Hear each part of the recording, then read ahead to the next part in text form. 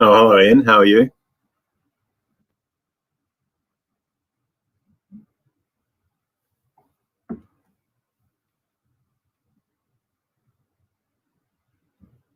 I'm not sure how I'm afraid this is my first time with the online tastings and the streamings and things. But I think I'm gonna wait for a little while before we kick off. Maybe kick off at 6:20. I'm not sure if I can see here how many people there are, but there you go. No,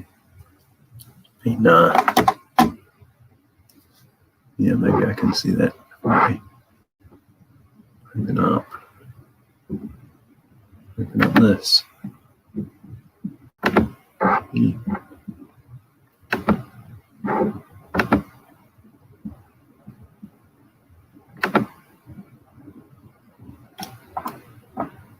You have the wax mines, don't you, Ian?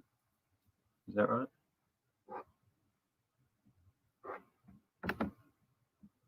Oh, no, didn't what I was expecting.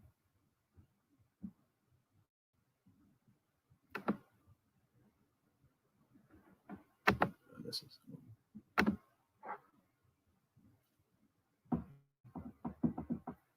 Ah, I see. Yeah.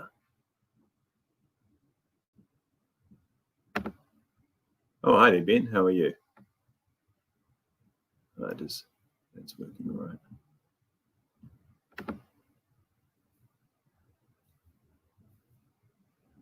Oh, that's good. That's much more than I expected.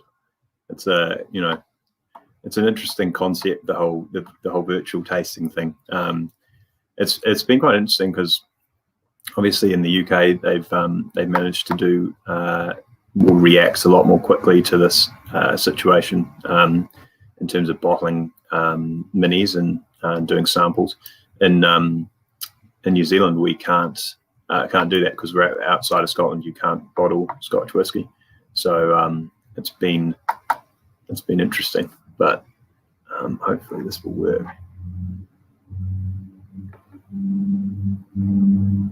Oh, g'day, James. How are you?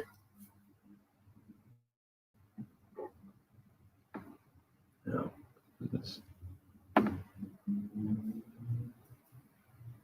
very nice, very nice. I actually I was tossing up putting the 53.300 into this tasting because I think a peated whiskey would go down really nicely. Actually, looking at the weather outside and everything, nice and cold here.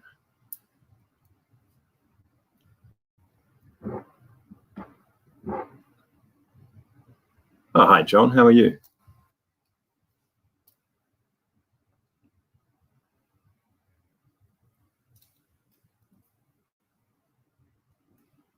Yeah, that's interesting, Ian. I'm not sure how well the SWA would take to it as an idea. It's definitely a good way of getting around the wording. We did get in touch directly with the SWA and sort of requested that we'd have a look at changing the rule for a short period to take account of the situation, but unfortunately that wasn't going to happen. So yeah. Anyway, let's kick off. I think this is going to be an interesting format. I'm going to try working this sort of roughly as we usually would, but obviously we're going to have. I don't think there will be many people who have all of the whiskies for sure. So if you have any, any thoughts, and obviously you'll be drinking something of your own. If you have any thoughts about that, or general ideas and questions, just shoot, and I'm happy to have a sort of a broader discussion as always. So let's kick off. I'm going to move over to this. I should be able to change the slide. Okay, so whiskey number 1 is called Down the Old Wax Mines, and it's the lightest of the 3 this evening, but it's got a really good ex-bourbon cask influence colour here, so rather golden. Not sure how well you can see that. Really nice legs as well, or it did until I just ruined them. And on the nose, it's by far the lightest of the whiskies as well. So it's interesting because it's got a nice fruitiness to it, but really the thing that strikes me about it is it's very, very herbal in character on the nose, and plenty of savoury aromas as well. I have a wee sip straight. Now this is fairly strong. I can't actually see the strength on my screen here, so I'll just try it here. 59.1% it is. Let's have a wee sip.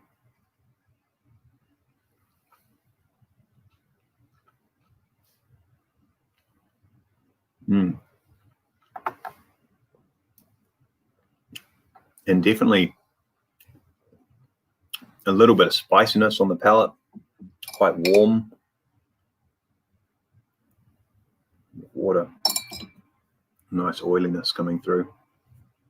Yeah, it's really oily.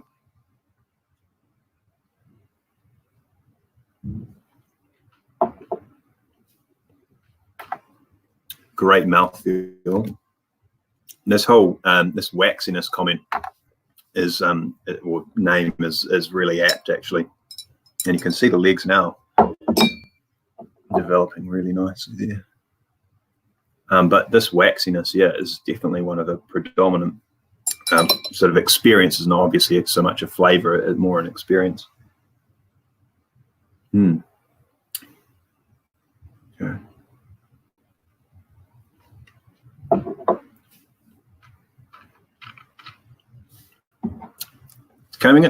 The fruitiness is coming out quite a bit more with the water actually, and it's not so much a certainly that this is a refill ex-bourbon barrel incidentally, so it's not, I'm not getting lots of that honey, vanilla, caramel end of the spectrum, but you do get that sort of slightly coconutty milk chocolate maybe. You get this drying on the side of the palate, but really quite a savoury whiskey. And we'll talk a little bit about why this might be and where it comes from as we move on here. Let's take a sip of water.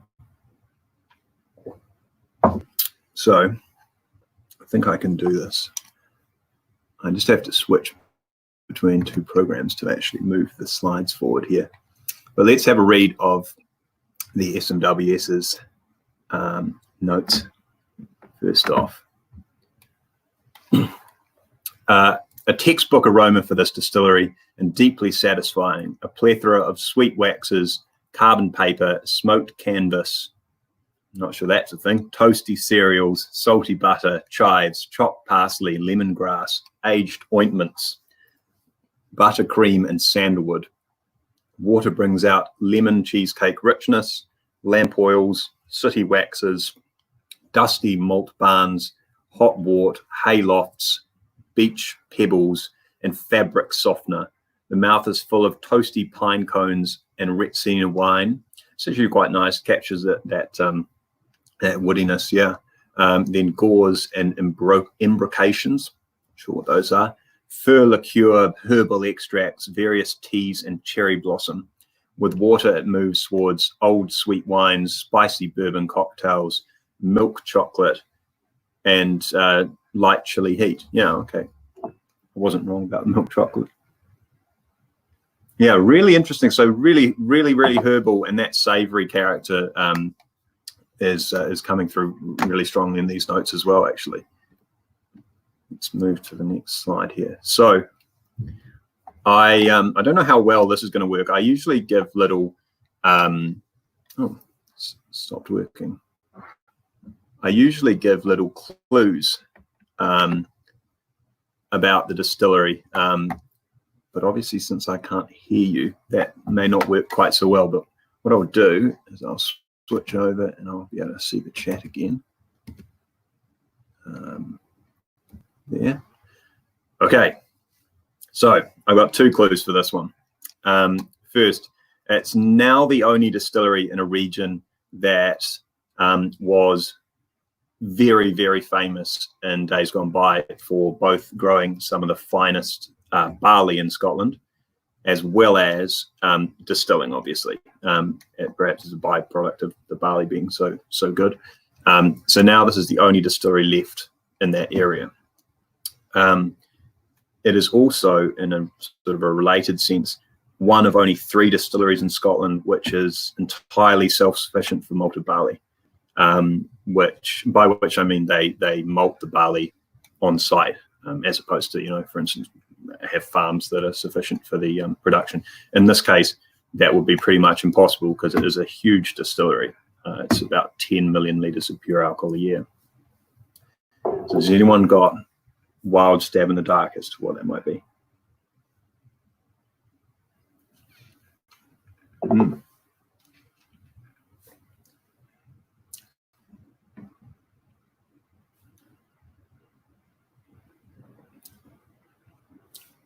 Oh, and John, yeah, really good question, actually. A lot of people is the answer to that. They actually compile the tasting notes from the selection panel, which I think it's usually 7 or 9 people. And they take together all of the notes that have been made and give them to a local poet who then makes a both the I think he does the name as well as the tasting note as well, and that's why you get such a wide array of different things. It's kind of interesting, actually, because I like to say that these notes they give you are obviously very, very personal and all that sort of thing, or multi-personal in this case. But they tend to overall, as taken together, really tend to capture the style pretty well. You'll get some odd flavors that maybe New Zealanders wouldn't necessarily recognize or understand, but for the most part, you're going to get a pretty good idea of what you're in for. Ben, really good guess. Springbank, that is one of the 3. And Ian, yeah, you're bang on the money. So this is actually Glen Ord. And Glen Ord does pretty much all the malting for the northern plants of Diageo, including Talisker, and sometimes even does peated malt for Islay as well. And this is actually very, very lightly peated. I don't know what the rate is, but pretty light. It does come through with that herbal side of things, and it's interesting because in the past, it was said that they used to throw heather onto the kilns to give a sort of a nutty, like earthy, rooty kind of flavor, it was said. So they must have continued to, or they must have used a speck of barley, of peating, sorry, in order to try and replicate that, because obviously they're not running, traditional kilns and things like, for instance, Springbank do, because the size just is totally prohibitive. So it's a really interesting whiskey. Glen Ord, you actually see comparatively, considering how large the distillery is, you don't see a huge amount of it around. With 10 million litres of pure alcohol a year produced, you would imagine there'd be Glen Ord everywhere. We have seen a bit more of it in recent times. There's, much more of it now than there was when I first got into whiskey. But almost all of it is going towards blending. And it fits into the same sort of flavour camp in the blenders sense as Clynelish does. And so that waxy thing as well, and that savoury end of the spectrum is very, very much in that category of flavour. there's a rather confusing system that they use, which is kind of interesting. So I have a note here exactly how it works, but basically they are running the condensers at the very last end, like the last part of the distillation. The condensers, they run really hot, and the result of that is that there's much more copper contact than normal, because obviously the distillate will take longer to liquefy, and so there's plenty of copper contact, which gives you all of that extra complexity. Maltiness wise, yeah, really good question. It's not actually quite as cereal as you might expect, especially like I feel like cereal notes are coming through obviously from the distillate, so you tend to get them in a second fill cask like this. But I think for me, much more herbal.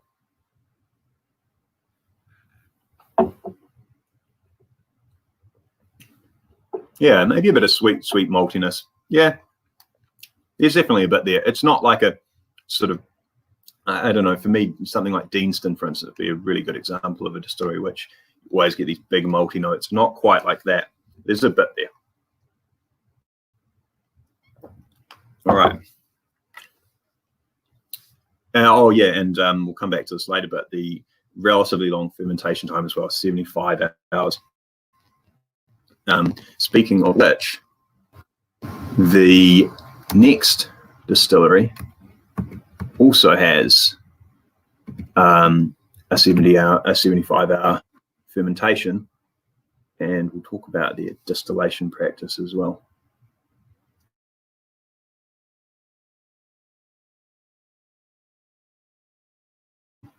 Just want to go to the next slide, please. No. Okay, so this one here is seriously dark, and believe it or not, this is actually only a finish. This is a 2-year finish in that charred barrique there. Very few bottles in the grand scheme of things, and on the nose, this couldn't be more different. It's got this very juicy. I almost pick up a sort of a cognac-y flavor to it. A little bit nutty, really, really soft. I mean, it's 56%, but this is really soft. Getting almost no alcohol in that. Nice legs as well. Don't we sip?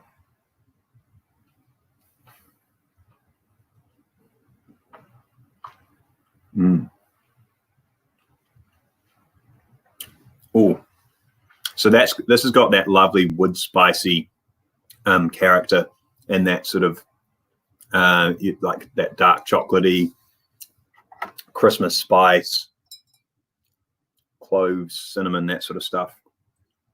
Definitely feels more you feel the alcohol more on the palate with this one. It's almost got this is a note I pick up sometimes with European oak casks, actually. This sort of there's this kind of a sweet balsamic vinegar you can get. It's got almost that sort of molassesy character as well. There's something really, really rich and deep about it. Oh.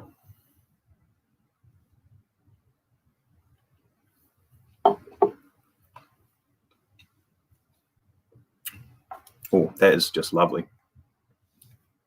This has just given up the ghost. I have to use my mouse here. All right, so let's see what they say. A fresh and fruity aroma made us feel like Red Riding Hood off to the forest to pick up flowers and berries before visiting Grandma. It was a completely different on the palate, however, more like a Barolo wine, full-bodied and robust with a complex array of spices, firm tannins, and plenty of licorice and treacle on the finish. Yeah, treacle. With water, we moved deeper into the forest in the fairy tale gingerbread house, and we were surprised when we were served braised ox cheek with pickled walnuts, smoked anchovy, and glazed carrot puree with fresh ginger. That fresh ginger is actually nice. It does have a little bit of that that ginger heat to it, no doubt. Okay, here's your distillery picture. So let's come back here. Oh, very nice. And yeah, that's actually it's interesting because this does have a little bit of that that sweet spiciness that I associate with port casks. I don't actually know what the red wine was that was previously in the cask, but I assume it wasn't fortified. They usually specify that, but it does have very similar sweetness, as I said. So this is kind of interesting. Like I said, this actually has an interesting parallel with the Glenord here, because these guys run their condensers cold, and they also are not copper. So where the Glenord, you're getting maximum copper contact because the distillate is taking longer to get through. In this case, you're getting minimum. So they're running the stills really hot, and they're basically trying to get the distillate straight up the still and condensed. And the effect of that is that you end up with a really heavy spirit by comparison to the Glenord. So this is in the heavy meaty category from the blender's perspective, which is really, really interesting to see side by side. It'd obviously be slightly more interesting if they actually had the identical maturation scheme, for instance. But one thing that's notable is whiskies of this nature tend to do a lot better in these really heavy casks, for instance. That's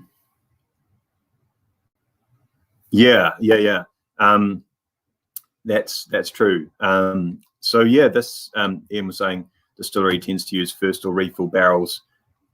So the spices from the finishing cask. Yeah, that seems likely, especially with the European oak cask. In the case of wine casks, they're almost always European oak, at least the ones that are preferred. So yeah, pretty likely. And spiciness as well doesn't just come from the wood necessarily, but often from the way it's been treated. So a toasted cask, for instance, will pretty reliably produce sweet, spicy aromas and flavors. So yeah, I'll give you a couple of clues for this one. So you can see the first clue there. These first two warehouses on the left have these crow step gables, they're called, which is a pretty unusual sight in Scotland. So the warehousing is slightly unusual. Those look like dunnage as well, so a bit of traditional warehousing there, and they're still in place, by the way. That's an old photo, obviously. The distillery, until quite recently, produced a huge amount of, didn't produce, it dealt with a huge amount of the solid waste, I suppose you'd call it, of the barley. So obviously your spent grains, as they're called. So all distilleries produce a lot of spent grains, and one of the initial reasons that distillation took off so well in Scotland was that the use of the spent grains was for feeding cattle.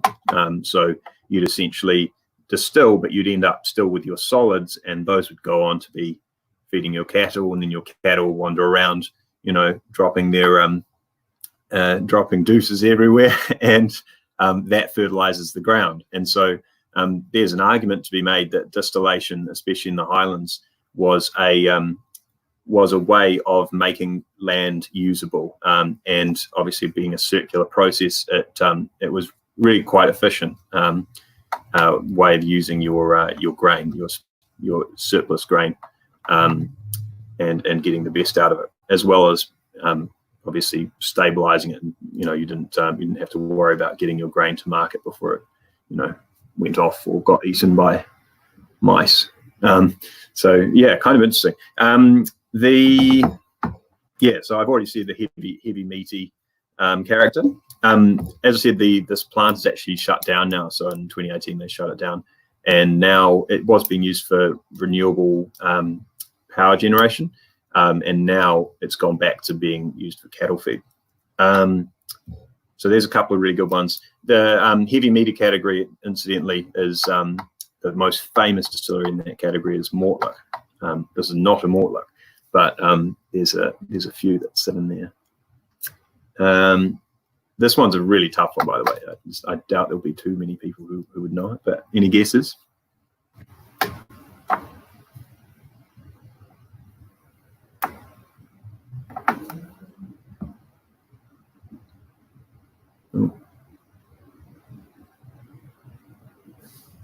I suspect Ian knows, but so this is actually it's a Dal-Ewan. There's a lot of argument about how that it's meant to be Dal-Ewan, perhaps Dal-Ewan. I've always heard, but there are some Scots I've met say Dal-Ewan. But this is really a lovely example of Dal-Ewan, and as Ian mentioned earlier, they do use a lot of sherry casks and first fill casks for the only expression of this that I know of, which is the Flora and Fauna series, which I think is bottled as a 16-year-old from memory. Very similar profile to the Mortlach that they used to bottle in that same range. Yeah, it's that Paul is basically it's basically unknown for most people. You don't really see this around. The official bottling is essentially only available in Scotland. But yeah, it's another one of these whiskies that when it does get out, it's always worth looking at, especially in this case, matured in sherry casks. It just really works. Great combo, because that meaty spirit really carries. That's developing really nicely. It's becoming a little bit fresher and fruitier. That cognac-y thing is really strong with this. Yeah. And that honey, treacle, molasses. Yeah. That's lovely. Waxy. Yeah, not by comparison to the Ord, definitely not. Like the Ord is very much that's sort of one of the first things you'd recognize. I'd say maybe more oily than waxy, but definitely mouthfeel wise, it's got a lot going on. It's got a hell of a lot of body.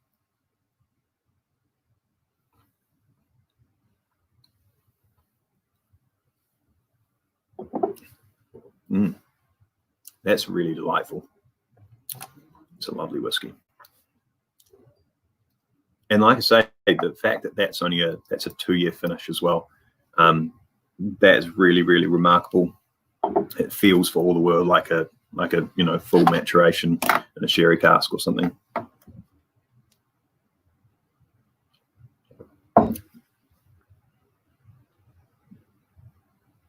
What's everyone else drinking here? Just out of interest.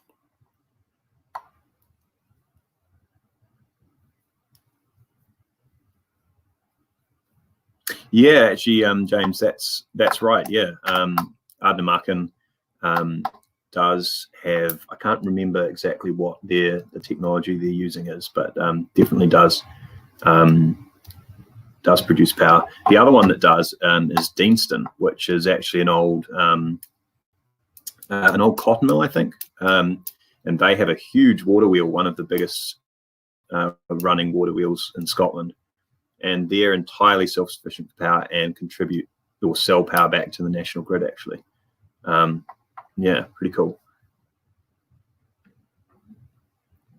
Let's move on to the next one here. If I can get back to the slideshow. There you go. Bingo. So this is called Hot Sauce and a Washback. Almost point showing you that's the same as the slide. This is a really interesting one, and we've been hanging out for a whiskey from this distillery for quite a while. It's really hard to get cask strength bottlings from this particular distillery, and this one is kind of interesting in a number of ways, but just a total joy to see it. Color-wise, this sits between the two. It's got a much darker color to it than I would expect from a second fill hoggy. So I suppose chances are this has been retoasted.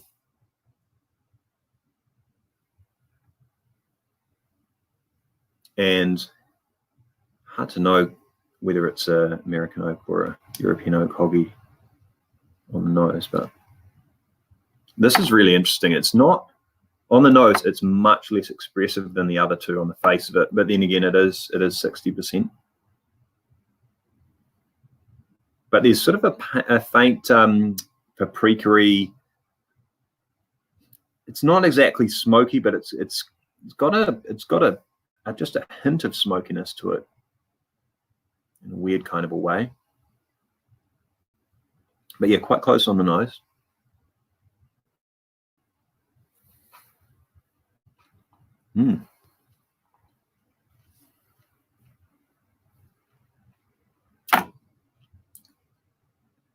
Wow.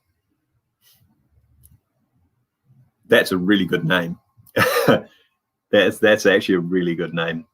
This has that captures this feeling. It's got like a yeasty kind of feeling, or fermenty kind of feeling to it, and it's got this pepper in the finish, which is just really remarkable.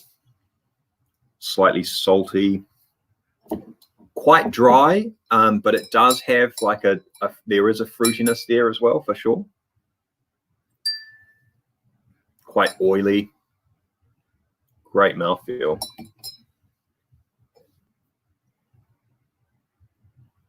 Nose opens up a lot with water.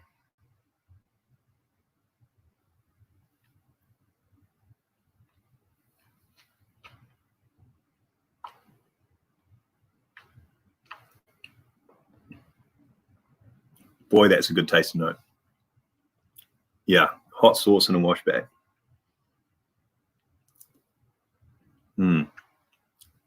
Yeah, so quite dry. This is interesting because this has ended up in the rich and heavy category. And I imagine it would have been a bit of a toss-up between that and the spicy and dry category, because this really does have that dryness to it for sure. But there is something rich in the background as well. Something fruity as well, for sure. Let's hit the next slide here. At first, it is all polished hardwoods, moist gingerbread, sultanas, flambéed banana, eucalyptus oils. It's a good one. And it moves on to dunnage, long-aged rums, cordite and damp earth. Water brings Earl Grey tea, compost, cereals, salted butter, hot washbacks, incense, and smouldering tree bark. The mouth is spicy and rich. Lots of toffee sauce, rye bread, mulled monastic wine. I think they're talking about Wreck the Hoose juice there, which is a famous Scottish, well, actually not made in Scotland, but famous Scottish, consumed in Scotland. Fruit chutney, aged vintage port, and burned raisins. Dilution makes it more herbal. Dried herbs, herbal toothpaste, clove rock, sugary tea, heather smoke, venison, carpaccio, coal scuttles, and Madeira cake. Some silky tannins linger. There's a lot in there. The Earl Grey thing, definitely.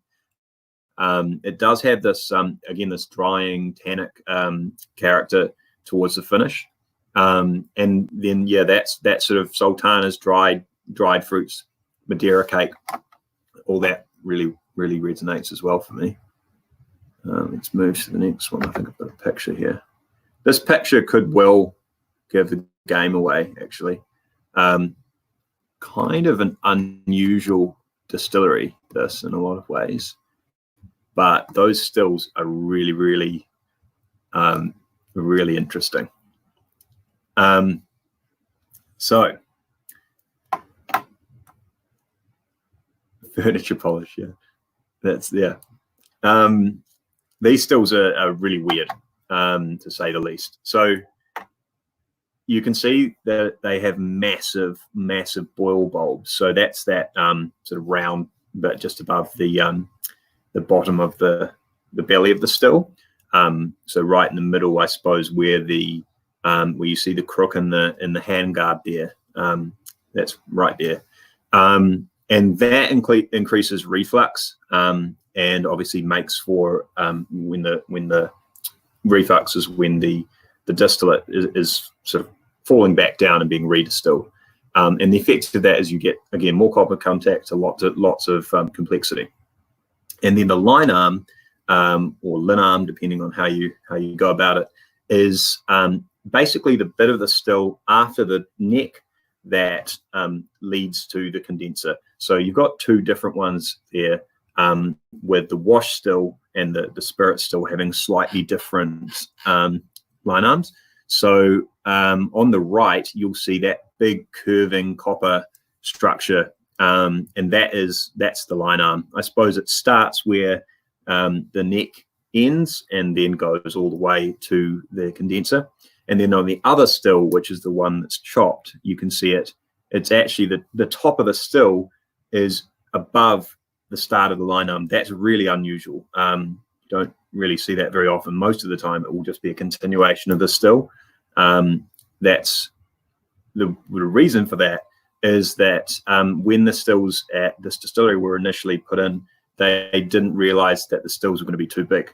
And so instead of chopping the building up, they chopped the top of the stills off, and introduced a number of systems to make a lighter spirit. So one of the other ones that they did, and I don't know if they still use them, to be honest, but they had purifiers, which again is another system that you can use to have that distillate come back for redistillation. Ardbeg uses them pretty famously. Glen Grant Distillery in Speyside uses them, and they're a pretty efficient way of making a distillate that would otherwise be heavy.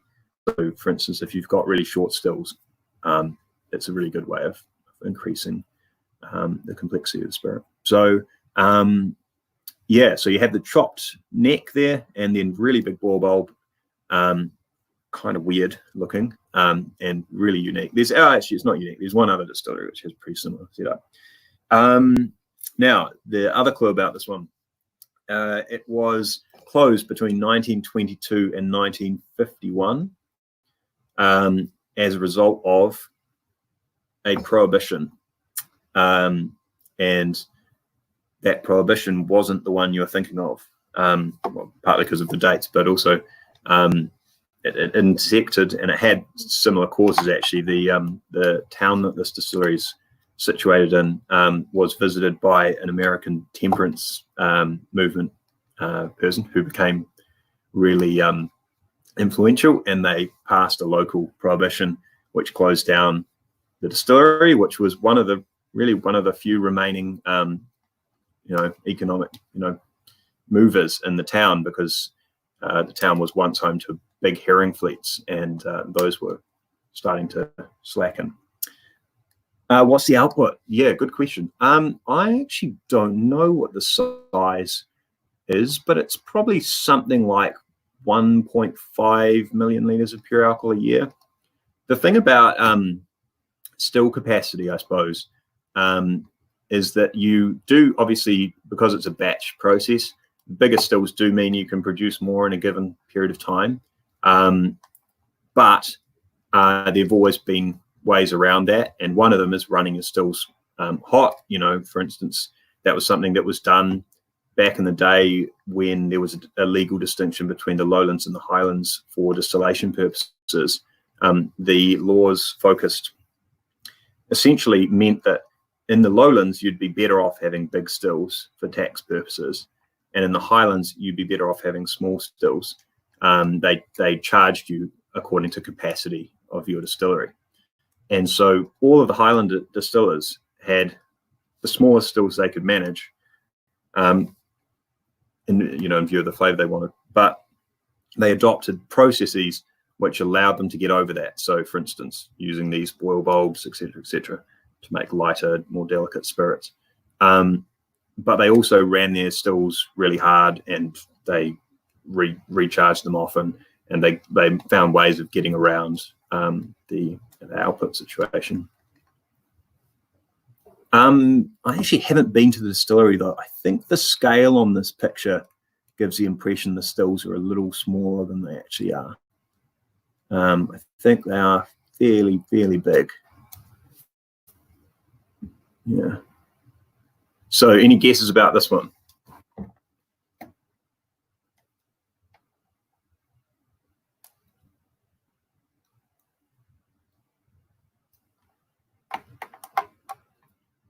I think, again, there's a few people know this one.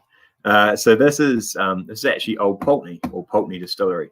And yeah, really cool to see, because the standard distillery range of Pulteney doesn't include a cask strength, generally speaking. They're all bottled at either 40 or 46%, I think. And I've only ever seen one other cask strength Pulteney aside from SMWS bottlings.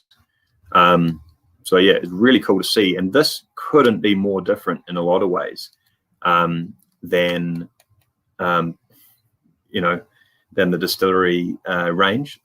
It's got the saltiness for sure, but that fruitiness that you're getting with the Pulteneys typically is much more sort of subservient in this particular one. This is a lot of wood influence, and yeah, this kind of peppery, spicy. Like, to be honest, when I tried this, I thought, like, this tastes like unpeated Talisker almost. That pepper spice in the finish is really remarkable and quite unusual. You really don't see that very often. Definitely one that you either love or you hate. I suspect if you're into your sort of just in general your coastal whiskies, but things like if you're into your Springbanks, let's say, I think this is likely one that you'd get on with. Yeah, heavy spirit. That's interesting. So technically, the distillate itself, I think, would probably be classed as light because of all the processes they're using. That would generally, I think, be considered a light spirit. But really, this is not particularly light. This is quite beefy. Mouthfeel wise, though.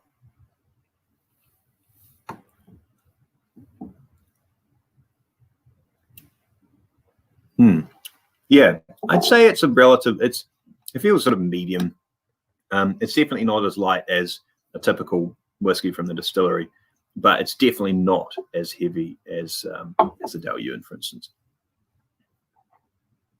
Yeah, I remember that one actually, Ian. Yeah, that was a really interesting whiskey. I felt that one, from memory, it was a refill hoggy, I think. It was definitely really quite spirit forward, but I remember there was a big caramel. Was it a caramel note? There was a confectionery note in that one that I remember. Yeah, that was a really weird whiskey, actually. This is actually a totally different way. Really interesting. Yeah, I think that was the only other one I've had at cask strength. Yeah.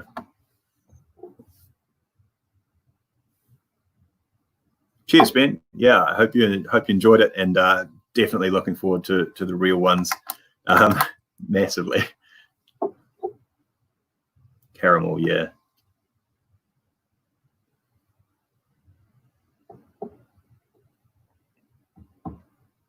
Oh, sorry, James, you said 53, didn't you? I've been nattering on about 52. 53, yeah, that's a tough one, because peated spirits it kind of throw things a little bit.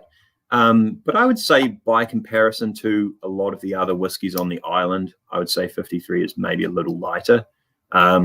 It's also got kind of interesting, like it often has a citrus character to it as well.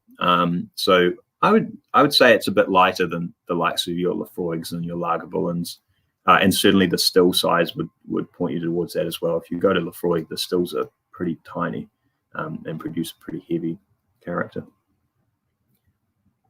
Yeah, absolutely, John. Yeah, this definitely takes water. I found, on the nose initially pretty closed, but it's opened up really nicely for me now.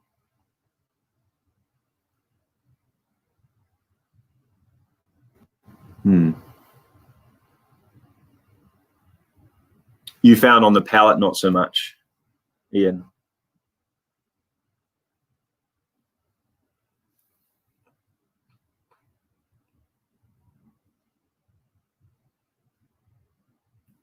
Yeah, it's interesting because it definitely doesn't. It's got big flavor, but it just definitely isn't as. It's not super oily or really heavy on the palate in terms of the spirit. Yeah, exactly. Yeah, yeah, it really does have relatively tall stills compared to the rest of the island. Obviously, with the exceptions of places like Bunnahabhain or Bruichladdich, which also produce a relatively lighter style of whiskey.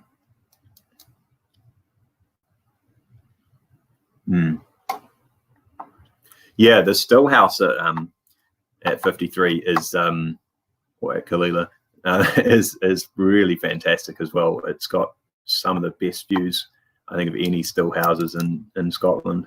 Just looking over the Paps of Jura, it's a really beautiful spot. Yeah, still shape and size and production methods is becoming something that I spend a bit of time looking at for these tastings, because it does a big influence. It's not something that's generally talked about very much. I'm just not too afraid of sort of throwing ideas out there because I'm not a distiller. I don't know, any of this stuff, but there's a lot of interesting discussion about the influence of distillation methods and practices and why they were developed and how they change over time as well.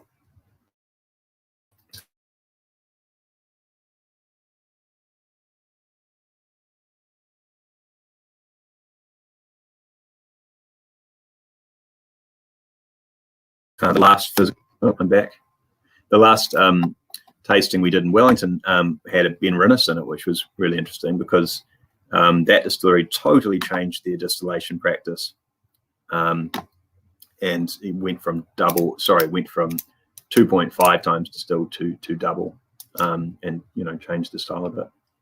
Yeah, great to see you, John. Well, not see you, but we'll see you next time I'm in Wellington. That's right, 2007. Yeah. And I think I'm right in saying we actually have we do have one coming, an older one, which is going to be really interesting to see.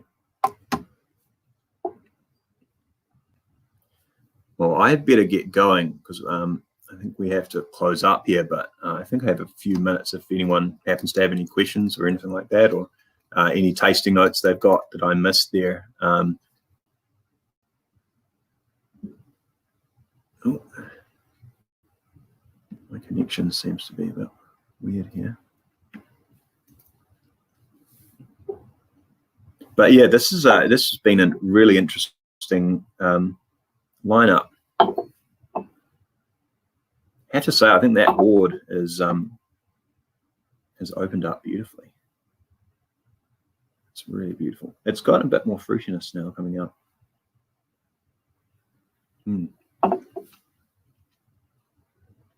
There you go. What's coming up in June? Yeah. So June, I think we will still be a little uncertain about when and how tastings will happen and what the numbers will be like and all of that sort of thing. But I do think that as soon as we have the opportunity to travel, I'd really like to get around and go everywhere in the first month, because obviously it's been a wee while, and I think if we just go back to the standard system of 1, 2, 3 over 3 months, people will miss out for quite a long time. So I think we'll at least do quite a few tastings to begin with, and then maybe revert back to normal. In terms of what's in June, well, there's a really interesting from the same distillery, different cask types. That'll be really cool. And there's there's quite a bit of interesting stuff actually in June. I'll keep some secrets, but the most upfront, the most interesting thing is that particular distillery producing with the two different casks, and it's a pretty famous distillery as well. So that'll be pretty cool. Yeah, I'm really keen to get out and do some tastings. But I hope this was good for you guys, because it's definitely good to keep the conversation going, and you know, obviously nice to drink some whiskey as well. But yeah, we'll definitely do another one if we're in a situation where we can't go out and do a physical one. And in any case, I might do a few videos and things anyway. Yeah, I think it would be really interesting to see a room of people with this one. I have a feeling it will be a room splitter, but you never know. Yeah, Paul, I would love for that to be possible. It's unfortunate, but there's good reasons that they don't allow bottling outside of Scotland. We did look at the very beginning of lockdown at doing it, but unfortunately we weren't able to get glassware to, like, not glassware but wee bottles, presumably because they were being used like for medical reasons. I don't exactly know, but the company that we were getting them from wasn't able to do the order. I'm really looking forward to coming back to Wellington and going to Auckland as well. Probably the first tasting will be in Christchurch, but I'm going to get out as soon as I can.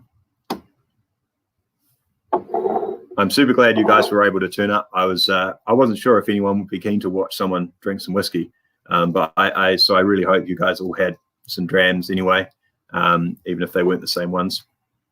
But yeah, we'll look forward to the next time.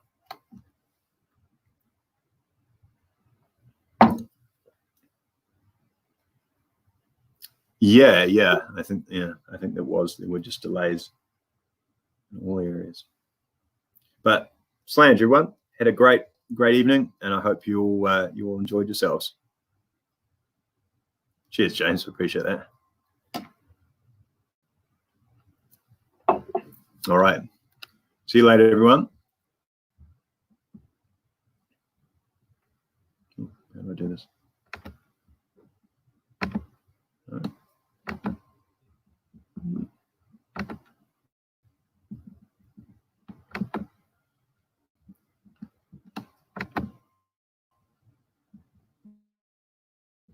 See you. Cheers, Robin. I'm glad you liked it. Can't wait to see you in the house in person.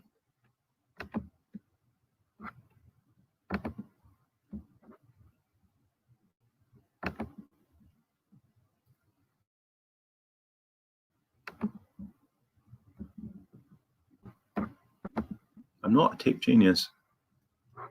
This is not working as intended. All right.